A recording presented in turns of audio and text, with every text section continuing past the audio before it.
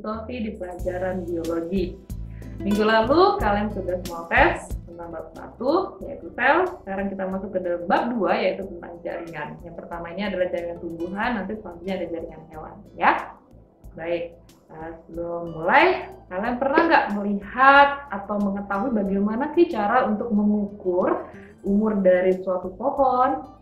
Ya, mungkin beberapa kalian sudah tahu bahwa cara untuk mengukur atau menghitung umur dari sebuah pohon adalah melihat lingkaran tahunannya.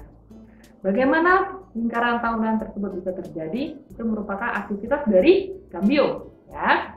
Di bab ini kita akan pelajari semuanya mengenai jaringan tumbuhan. Baik, kita akan mulai. Jaringan tumbuhan itu dibagi menjadi dua. Yang pertama namanya jaringan meristem, yang kedua jaringan permanen. Ya.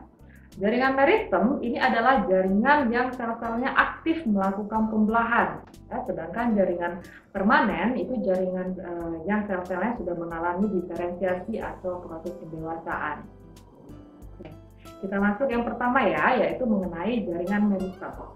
Jaringan meristem berdasarkan asal-usulnya itu dapat dibagi menjadi 3. Yang pertama promeristem, yang kedua meristem primer, yang ketiga meristem sekunder.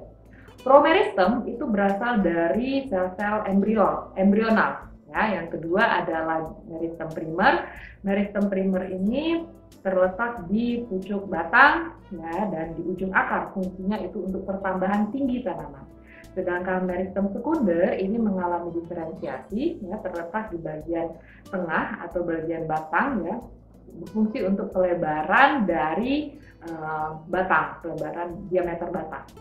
Baik, meristem itu berdasarkan letaknya ada 3. Yang pertama meristem apikal, yang kedua meristem lateral, yang ketiga adalah meristem interkalar. Yang pertama meristem apikal, ya, apex asal katanya, yaitu ujung. Ya, berarti meristem apikal ini terletak di ujung batang dan di ujung akar. Ya. Karena terletak di 2 daerah tadi, maka meristem apikal itu berfungsi untuk pertambahan tinggi tanaman. Yang kedua adalah meristem lateral. Meristem lateral ini terletak di tepi dari batang. Ya, jadi fokusnya ke kambium. Berarti kalau kita ngomong kambium berarti pertambahan dari diameter batang dikotil, ya, karena hanya tanaman dikotil yang memiliki kambium. Oke. Yang ketiga ada meristem interkalar. Meristem interkalar ini hanya terletak pada tumbuh-tumbuhan berupa rumputan dan bambu. Ya, kalau kalian pernah melihat bambu itu ada ruas-ruasnya. Nah, ruas-ruasnya tadi itu bisa bertambah tinggi itu karena adanya aktivitas dari meristem interkalar. Selesai yang meristem, kita lanjut ke jaringan permanen. Jaringan permanen itu dapat dibagi menjadi 5.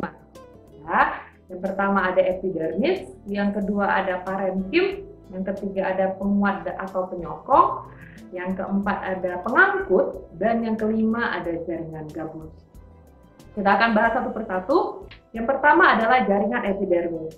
Seperti katanya epi, berasal dari kata epi. Ya, epi itu merupakan bagian luar, dermis itu lapisan. Jadi epidermis itu adalah lapisan paling luar penyusun dari organ tumbuhan. Ya. Karena dia berada pada bagian luar, berarti fungsinya adalah untuk melindungi jaringan yang ada di bawahnya. Oke. Mungkin kalian sudah pernah praktikum waktu SMP menyayat dari daun, ya, atau bawang merah, kemudian dilihat di bawah mikroskop. Apa yang kalian lihat? Ya, itu adalah sel yang berbentuk seperti kubus atau balok atau kotak persegi panjang. Ya, itu merupakan contoh dari jaringan epidermis. Oke. Jaringan epidermis ini tersusun rapat, ya, rongga antar selnya juga tidak ada, hampir tidak ada. Oke, kaya akan sitoplasma. Jaringan epidermis ini mengalami 6 modifikasi.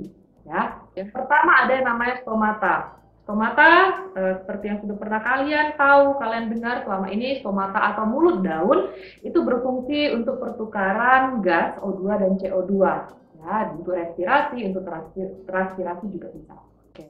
Modifikasi yang kedua adalah selamen. Selamen ini akar bantuan pada anggrek, ya, berfungsi untuk menyimpan air. Oke. Yang ketiga ada namanya stina. Stina itu artinya adalah duri, ya. Duri kalian bisa tahu sebagai alat pertahanan tubuh. Oke. Yang keempat ada sel kersik. Sel kersik ini berfungsi untuk mengeraskan dari batang tanaman, khususnya seperti tebu. Oke. Yang kelima ada trikomata. Trikomata ini rambut-rambut. Rambut-rambut ini berfungsi untuk pemencaran biji, ya. Kemudian juga untuk menyampaikan rangsangan. Yang keenam, yang terakhir itu ada sel kipas. Sel kipas ini berfungsi untuk menyimpan air, menyimpan air. Baik, itu merupakan klasifikasi dari epidermis. Kita masuk yang jaringan permanen yang kedua adalah jaringan parenkim. Jaringan parenkim itu disebut sebagai jaringan dasar karena menyusun hampir semua bagian tubuh tumbuhan. Dia ada di akar, di batang, di daun, di bunga, dan di buah. Jaringan parenkim ini ada yang berfungsi sebagai tempat fotosintesis karena mengandung klorofil yang disebut dengan klorenkim. Ada juga sebagai penyimpan air yang disebut dengan aerenkim. Ya, jadi fungsinya bisa transpirasi, bisa fotosintesis, bisa respirasi, ya, atau menyimpan cadangan-cadangan makanan.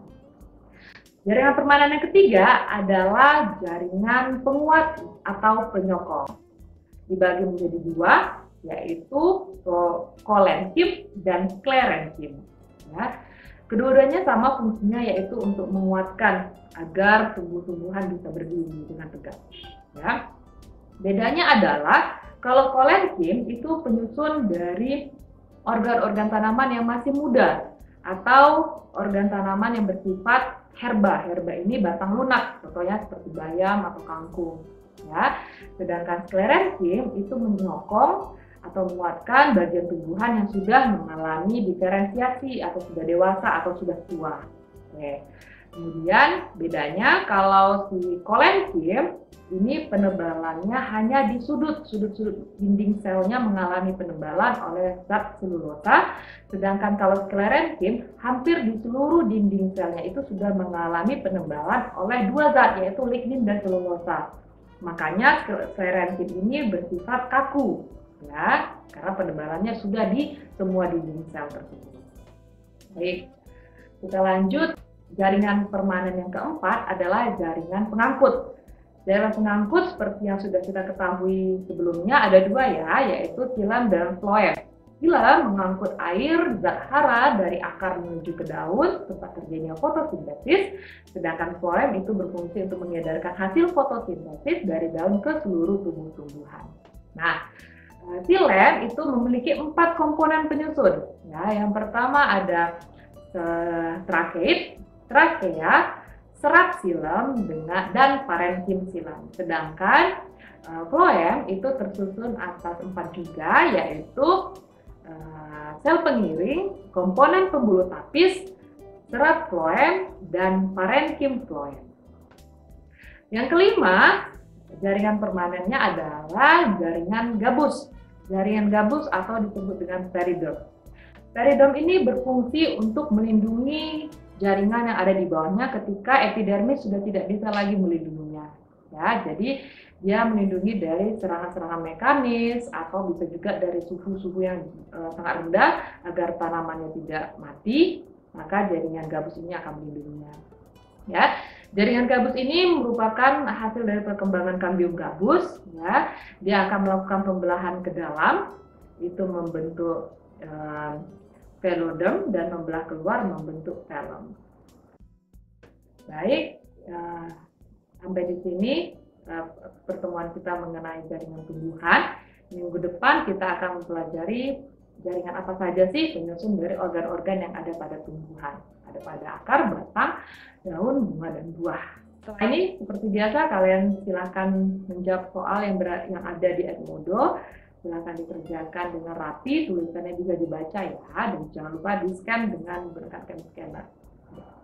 Terima kasih.